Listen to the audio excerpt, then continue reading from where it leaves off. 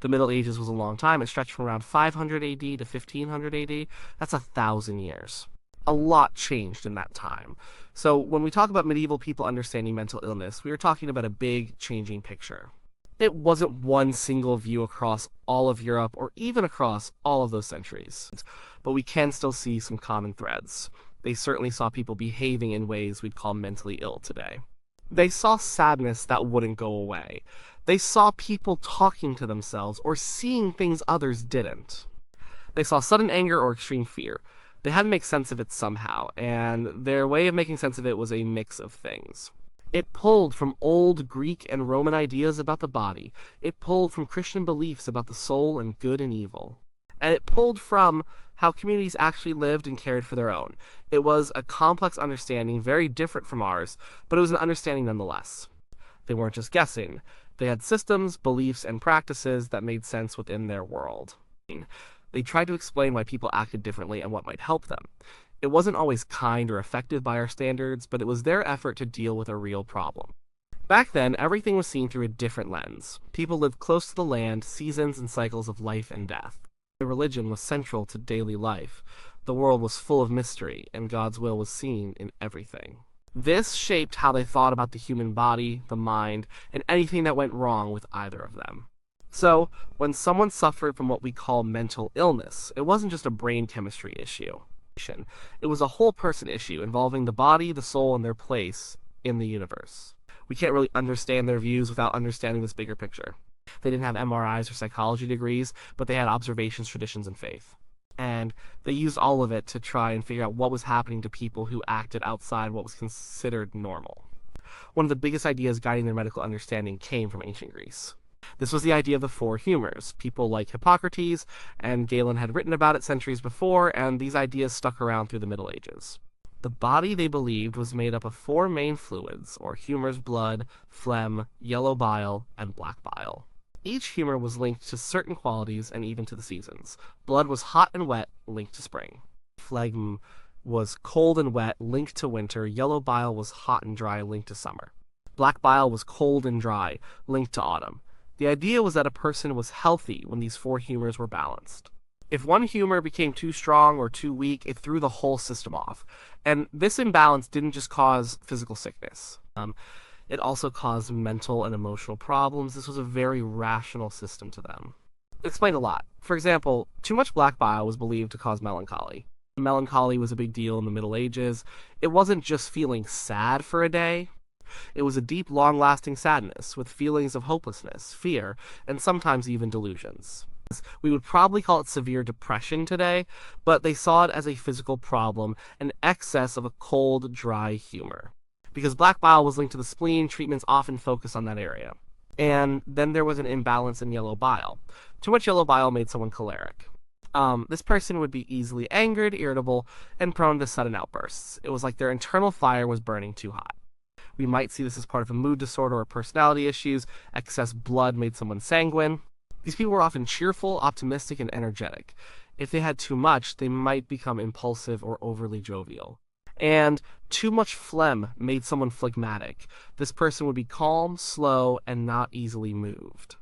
If they had too much, they might become sluggish or indifferent. So when someone showed signs of what we'd call mental illness, medieval doctors or barbers, or even just knowledgeable people in the community would look for signs of humor imbalance. They weren't seeing the mental illness as something separate from the body. It was all connected. The mind was part of the body, influenced by its physical state. Treatments were all about restoring balance. If someone had too much blood, they might be bled. This was a common practice. A cut was made, often in a vein, to let out some blood. The idea was to reduce the excess humor. If someone had too much black bile leading to melancholy, treatments might involve warming and moistening remedies. They might suggest specific diets. Foods were also seen as having humoral qualities. So, eating warm, moist foods might help balance the cold, dry black bile. Herbal remedies were very common. Specific herbs were used for their believed properties, some to purge, some to soothe, some to warm or cool. Purging was another big treatment. This meant using laxatives or emetics to make someone vomit. The idea was to get rid of the bad humor causing the problem. Sweating was also used to release excess humors. Baths, massages, and even changes in climate were suggested. If someone was melancholic, they might be advised to move to a warmer, drier place to counteract the cold and dry black bile. They also thought about the brain itself. They believed the brain had different cells or ventricles, and that spirits or humors moved through these. Problems with this flow could also cause mental issues. For example, phrenitis was a term for acute madness, often with fever, which they might attribute to a heating of the brain or an excess of humors in the head. It's important to remember that this humoral theory was not seen as primitive or superstitious at the time. It was the best scientific model they had. It was based on centuries of observation and logical deduction. It offered a framework for understanding health, illness, and even personality. So, when a medieval person saw someone acting strangely, a doctor would first look to the body and its humors for an explanation. They had a physical explanation for much of what we now attribute to mental disorders. But the medieval world wasn't just about humors and bodies. Faith was everything. Christianity was the dominant belief system in Europe. This meant that religious and supernatural explanations often intertwined with, or sometimes overshadowed, the medical ones. When someone acted strangely, it wasn't just a humoral imbalance. It could also be a spiritual problem. One common explanation for severe mental distress was sin. If someone was suffering, it might be seen as punishment from God for their sins. This wasn't always a personal failing. It could be seen as a consequence of living in a sinful world, or even as inherited sin.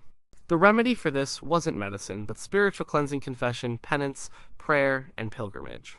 People believed that by purifying their soul, they could alleviate their suffering. Priests played a huge role in this. They were often the first people someone turned to when faced with mental distress, sometimes even before a doctor. And then there was the idea of demonic possession. This was a very real fear and belief. The devil and his demons were thought to be active in the world, tempting people to sin and sometimes directly interfering with their lives. If someone exhibited extreme, violent, or uncharacteristic behavior, speaking in strange voices, showing unnatural strength, having knowledge they shouldn't, or blaspheming, it could be seen as a sign of a demon taking over their body. These symptoms were often distinct from what they considered mere humoral imbalances. A doctor might see melancholy, but a priest might see a demon. The treatment for demonic possession was exorcism. This was a ritual performed by a priest, calling upon God to cast out the evil spirit. It involved prayers, holy water, relics, and sometimes fasting. The goal was to free the person from the demon's grasp. This wasn't something taken lightly. There were often specific steps to confirm possession before an exorcism was attempted. The church had guidelines for this, though local practices varied. Saints also played a big role. People believed that saints had special powers to intercede with God, even after their death. So, if someone was suffering mentally, they might go on a pilgrimage to a shrine of a particular saint known for healing specific ailments. And miracles were expected. There are many accounts of people claiming to be cured of their madness after visiting a holy site or touching a relic. This offered hope and a sense of agency in a world where many ailments had no earthly cure. Sometimes the medical and spiritual explanations blurred. A physical illness caused by a humoral imbalance might also be seen as a consequence of sin. Or a demon might exploit a physical weakness to gain entry. The medieval mind saw the body and soul as intimately connected, and a problem with one often affected the other. So, a person suffering from melancholy might be given herbal remedies and advised to confess their sins and pray. The two approaches were not mutually exclusive. They were complementary ways of understanding and addressing the whole person. The emphasis on spiritual causes also meant that the community had a particular view of the person suffering. If it was sin, there might be judgment, but also a path to redemption. If it was demonic possession, there might be fear, but also a focus on spiritual battle. It shaped how people interacted with and cared for those who were mentally unwell. This blend of medicine, religion, and social belief created a rich, if sometimes frightening, tapestry of understanding around mental illness in the Middle Ages. They had frameworks for what was happening and what to do, even if those frameworks are very different from our own. How did medieval society actually deal with people who were mentally ill? It wasn't like today with hospitals, therapists, and specific laws for mental health. Most care happened within families and communities. If someone in a family started acting strangely, it was usually the family's job to look after them. This could mean keeping them at home, trying to soothe them, or seeking help from a local priest or herbalist. For some, this meant a lifetime of care from relatives. The community's response varied a lot. Sometimes people with mental illness were tolerated, even seen as eccentric figures. The village idiot, or madman, was sometimes just part of the local landscape. They might be given food, shelter, or a simple job. They were seen as God's innocents and sometimes even thought to have special insight or be closer to God because they were outside the normal rules of society. Their words might be seen as prophetic or simply harmless babble, but this tolerance often depended on how severe and disruptive the behavior was. If someone became violent, aggressive, or posed a danger to themselves or others, the community's response would be much harsher. They might be restrained, locked up, or even expelled from the village. Fear played a big role.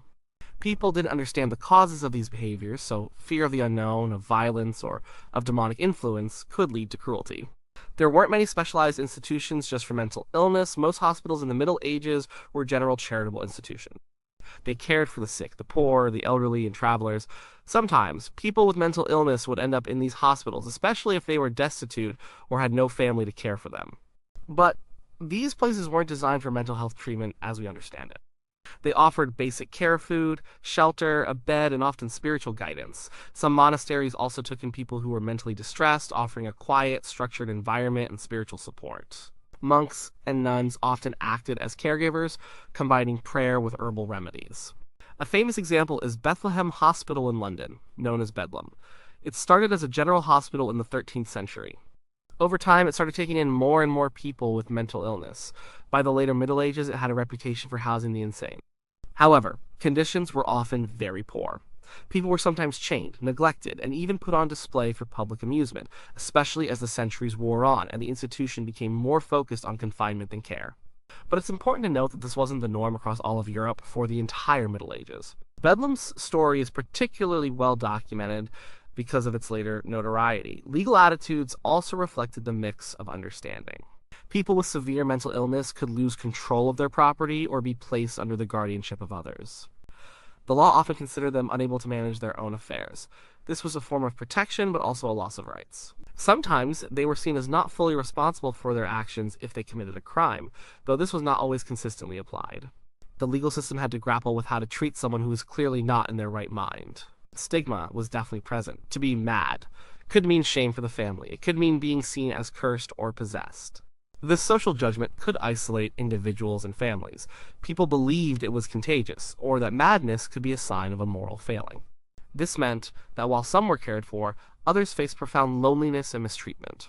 So, living with mental illness in the Middle Ages was a varied experience. It depended on your family, your community, how wealthy you were, and the specific nature of your symptoms. Some found compassionate care, others faced neglect, fear, and confinement. There was no single unified system, but rather a patchwork of familial, community, religious, and limited institutional responses. They didn't have our understanding of brain chemistry or psychology, but they found ways to manage and explain what they saw within the limits of their own world.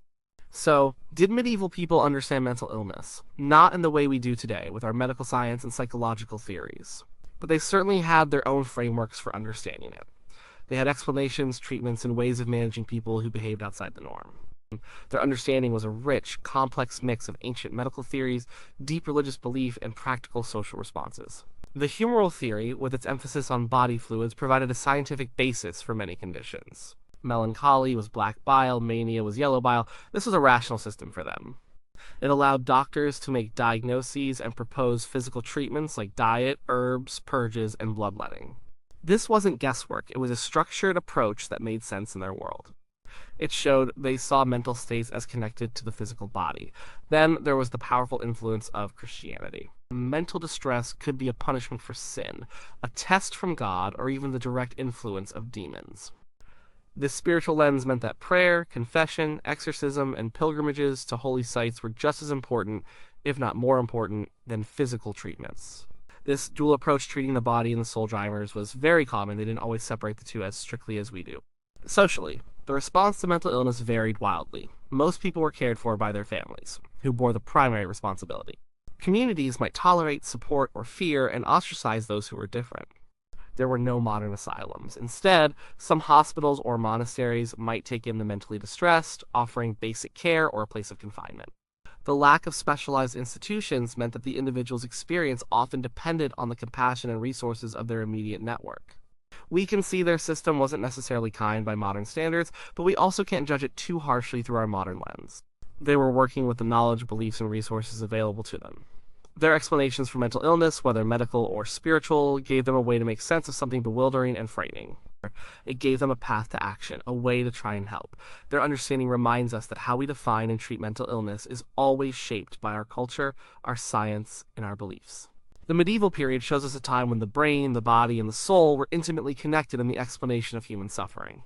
They didn't have our words for depression, schizophrenia, or bipolar disorder, but they saw the behaviors, they observed the suffering, and they developed an intricate set of beliefs and practices to understand and respond to it. Their world was full of mystery, and the human mind was perhaps the greatest mystery of all. Their efforts to grapple with it tell us a lot about their intelligence, their faith, and their humanity.